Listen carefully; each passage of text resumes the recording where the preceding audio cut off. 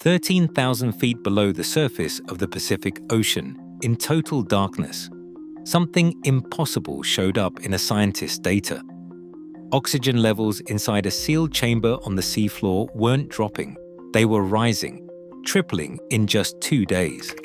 The scientist, Andrew Sweetman, thought his instruments were broken. He threw away the data, twice. It took him nearly a decade to realize the instruments were right. The ocean floor was making breathable air in the dark, and nobody could explain how. Andrew Sweetman didn't set out to rewrite biology. In 2013, his team lowered a lander, basically a science lab in a box, down nearly 4,000 meters to the Clarion Clipperton zone, a flat, nodule-studded plain of the Pacific seafloor.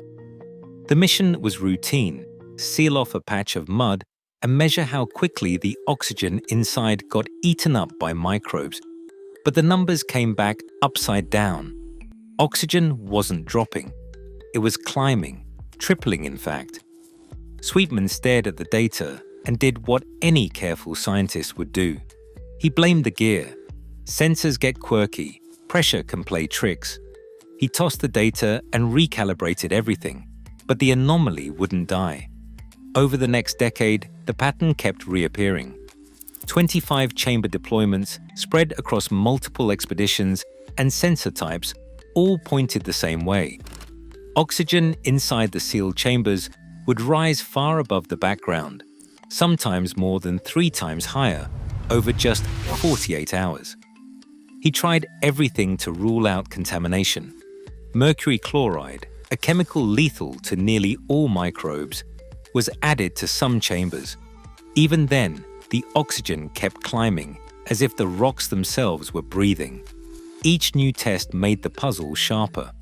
Controls with plain sediment showed the expected oxygen drop, but wherever polymetallic nodules sat under those chambers, the oxygen surged. The sensors were swapped, recalibrated, and doubled up for redundancy. The team watched, waited, and measured again. The results didn't budge. It was no longer a glitch. It was a pattern, and it defied every explanation the textbooks had to offer. A pattern this weird demands an explanation. By 2024, Sweetman's team had a candidate, one that sounded almost as wild as the data itself. Maybe the nodules weren't just lumps of metal. Maybe they were acting like tiny batteries on the seafloor, pushing electrons through seawater and splitting water molecules apart. The idea is that manganese and iron oxides inside the nodules create natural electrical gradients. Stack enough of them together and you can get voltages up to 0.95 volts, just shy of what is needed for full-blown electrolysis. In the lab, clusters of nodules wired together could break down water and spit out oxygen, even in the cold, crushing dark at 4,000 meters. That's the Geo-Battery Hypothesis. It landed in the scientific world with a thud in July 2024, published in Nature Geoscience. The paper laid out the numbers: 25 deployments, oxygen readings up to 3 times background, and those eyebrow-raising voltage measurements. Nodules from the Clarion Clipperton zone, tested at 153 points, showed open-circuit potentials as high as 0.95 volts. The authors argued that, under the right conditions, the seafloor itself could be running a slow-motion electrolysis experiment. No biology required. But not everyone bought it. Almost immediately, critics fired back. In early 2025, a group led by L.M. Bell published a challenge in Frontiers in Marine Science. They questioned whether the chambers themselves were introducing artifacts. Could the metal frames or sensors be driving the reaction?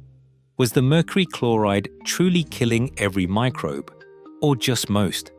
And why had no one else seen these results? Bell's team ran their own tests in the same region and saw oxygen levels drop, not rise. The debate spilled into journals and conferences, with some calling for open data, and others demanding third-party replications. For now, the evidence sits in a strange limbo, a bold mechanism, a flood of questions, and a field waiting for someone to break the tie. A decade ago, the loss of the Nereus submersible sent a shockwave through ocean science. One implosion, $14 million gone, and a brutal reminder. The deep sea does not forgive mistakes. For NASA and Woods Hole, it was a turning point. If you want to explore the most hostile places on Earth or the solar system, you cannot put all your faith in one fragile machine. So they started thinking smaller, cheaper, and smarter. That's how Orpheus was born.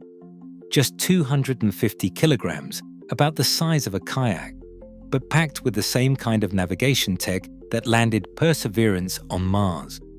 No GPS, no sunlight, just cameras and algorithms mapping the world in total darkness. Orpheus can dive to 6,000 meters and come back with three-dimensional maps, chemical data, even environmental DNA. The price tag?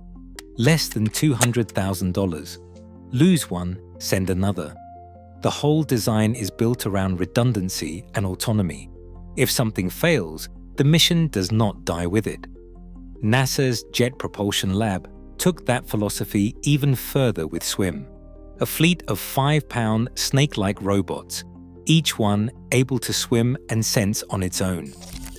In September 2024, these prototypes spelled out JPL in a test pool, but the real goal is Europa, deploying dozens under the ice, each acting independently, each replaceable.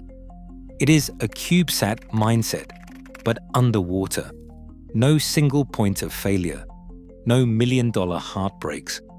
Just a swarm of explorers ready to tackle the unknown, whether it is the bottom of the Pacific or the ocean beneath an alien moon. Until the late 1970s, the deep ocean was supposed to be a dead zone. Sunlight fades out long before you hit the abyss, and every biology textbook said life in the dark meant slow starvation, just a thin rain of debris from above.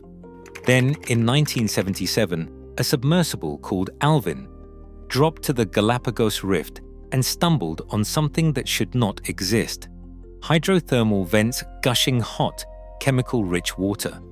Instead of barren mud, there were towers of tube worms, clams the size of footballs, and shrimp with no eyes.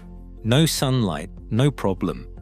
These creatures ran on chemosynthesis, bacteria turning hydrogen sulfide and methane into energy, with oxygen from above fueling the whole system. But sunlight is not the only thing life can do without. In a South African gold mine nearly 2 miles down, scientists found microbes living in isolation for millions of years. No sun, no oxygen drifting down from the surface. Their trick?